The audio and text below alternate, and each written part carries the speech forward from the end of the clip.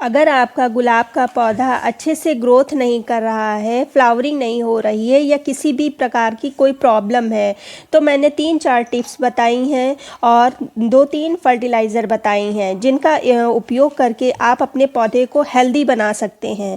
जब आपका गुलाब का पौधा हेल्दी होगा तभी उसमें अच्छे से ग्रोथ होगी और तभी भर के फ्लावरिंग होगी। ऐसा कोई भी मैजिक नहीं होता है कि छड़ी घुमाओ और पौधे में ढेर सारे फ्लावर आ जाएंगे।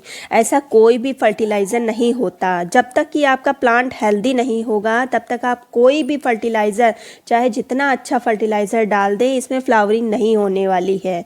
तो मैं इस वीडियो में आपको 3-4 टिप्स दे के यही बताने वाली हूँ कि आप अपने प्लांट्स को हेल्दी कैसे रख सकते हैं और फर्टिलाइज़र बताऊँगी जिससे आपको ढेर सारे फ्लावर प्राप्त होंगे।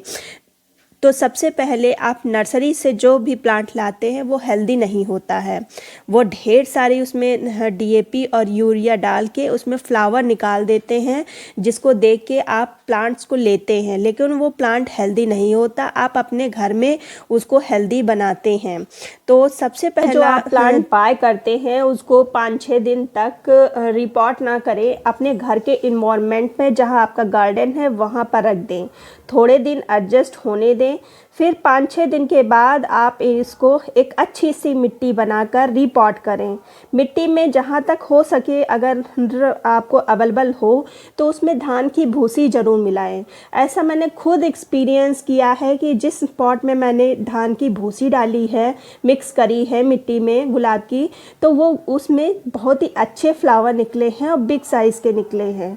तो धान की भूसी डालने से मिट्टी एसिडिक होती है और गुलाब के पौधे को एसिडिक मिट्टी बहुत ही ज़्यादा पसंद होती है। तो इसलिए अगर पॉसिबल हो तो इसकी मिट्टी में धान की भूसी ज़रूर डालें।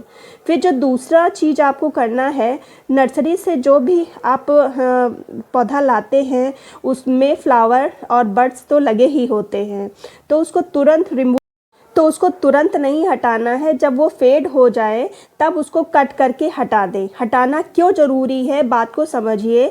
एक प्लांट अपनी पूरी एनर्जी फ्लावर को बड़ा करने में लगा देता है, तो जब आप उसको कट कर देंगे तो वो एनर्जी अपने प्लांट को ग्रो करने में लगाएगा। अब जैसे ये मेरा प्लांट है, इसमें ये फ्लावर फेड हो चुका है, तो इसको मैं जब कट करूँगी तब इसमें से नई ब्रांचेस निकलेंगी।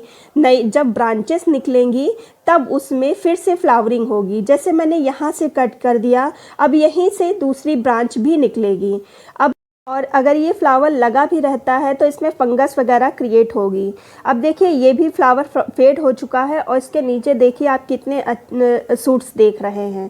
तो जब यहाँ से हम कट करेंगे तो ये जो सूट्स निकले हैं ये ग्रो करेंगे, इनको एनर्जी प्लांट प्रोवाइड करेगा। और इसमें आप खुद ही एक ब्रांच में देखिए कितने सारे 1 2 3 4 ब्रांचेस निकल रही हैं। तो जब ये ऊपर का फ्लावर कट करेंगे तब इन ब्रांचेस को ये एनर्जी देगी और इसकी जो ग्रोथ होगी वो तेज़ी से बढ़ेगी। तो ये चीज़ आपको बहुत ही ज़रूरी है करना। फिर कट करने के बाद इस पे फंगीसाइड लगाना भी ज़रूरी है, क्योंकि अगर पानी इस पे पड़ेगा तो जो डाई बैक होने का ख़तरा भी बना रहता है। तो जब भी कट करें फ्लावर तो इसमें फंगीसाइड ज़रूर लगा दें। अब जो नेक्स्ट आपको काम करना है, एक बार फेड हो गए फ्लावर, उनको कट करने के बाद आप अपने प्लांट की मिट्टी की अच्छे से गुड़ाई कर दें। गुड़ाई करने के बाद आपके पास जो भी स्ट्रॉन्ग फर्टिलाइज़र है, जैसे कि बनाना पील का है, अनियन पील है, नहीं अगर ये सब कुछ भी नहीं है तो मस्टर्ड केक का फर्टिलाइज़र आप इसमें डालिए। इस प्रूनिंग के बाद, फ्लावर फेडिंग के बाद जो कट करते हैं उसमें स्ट्रॉन्ग फर्टिलाइज़र डालिए, जिसके कारण जो ब्रांचेस होंगी वो काफ़ी हेल्दी निकलेंगी। तो ऐसे गुड़ाई करने के बाद इसमें हम अब लिक्विड फर्टिलाइज़र डाल देंगे। लेकिन अभी मेरी मिट्टी थोड़ी सी ज़्यादा गीली है, क्योंकि मैंने अभी थोड़ी देर के पहले पानी ही डाला है। तो मैं अभी नहीं, जब मिट्टी थोड़ी सी मॉइस्ट हो जाएगी तब मैं इसमें फर्टिलाइज़र सरसों की खली का डालूँगी। तो अब इसके बाद आपको क्या करना है, तो जब आप प्लांट लाते हैं तो ये चीज़ चेक करिएगा, जहाँ से ग्राफ्टिंग एरिया है उसके नीचे कोई प्लांट ना निकला हो। अगर ग्राफ्टिंग एरिया के नीचे कोई प्लांट निकला है तो आपको प्लांट तो बहुत ही घना लगेगा, लेकिन जैसे कि ये है, मैंने परसों ही इसको हटाया था, लेकिन ये फिर से आपको शायद दिख रहा होगा, फिर से ये देखिए फिर से निकली हुई दिख रही है। तो इसको सकर कहते हैं। इसको हटा देना बहुत ही ज़रूरी है। ये एक बार ग्रो कर जाएगी तो प्लांट, जो ग्राफ्टेड प्लांट है, वो मरने लगेगा और ये ग्रोथ अपनी तेज कर देगी। तो ये चीज़ ध्यान रखना है, ग्राफ्टिंग एरिया के नीचे प्लांट आपका एकदम साफ़ होना चाहिए।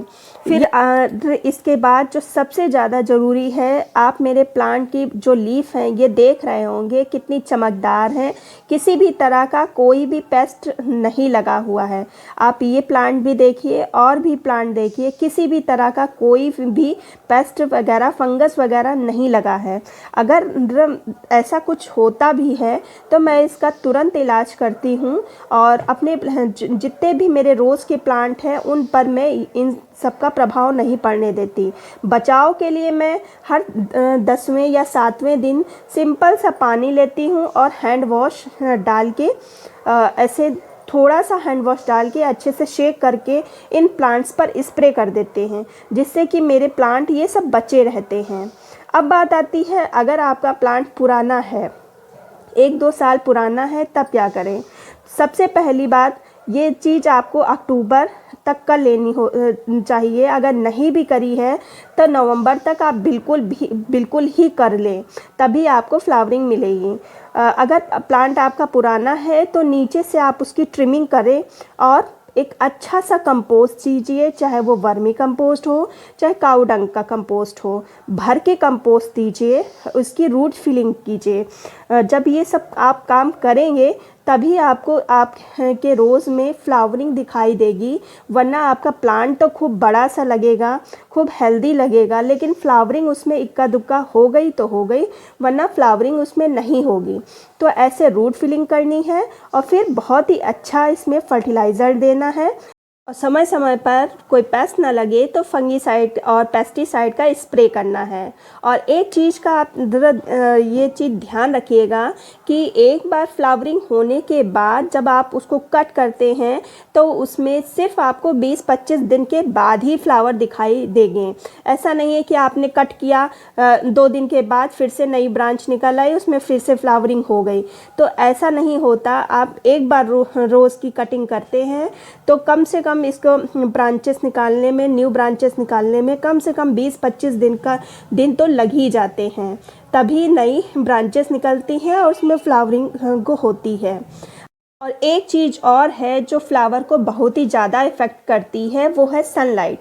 आप अपने पौधे, सभी गुलाब के पौधे को डायरेक्ट सनलाइट में रखें, आपको रिज़ल्ट अच्छा मिलेगा। अगर आप सनलाइट में नहीं रखते हैं, शेड में रखते हैं, तो इसमें ग्रोथ तो होगी लेकिन फ्लावर उतने अच्छे क्वांटिटी में नहीं मिलेंगे जितनी क्वांटिटी में मिलना चाहिए।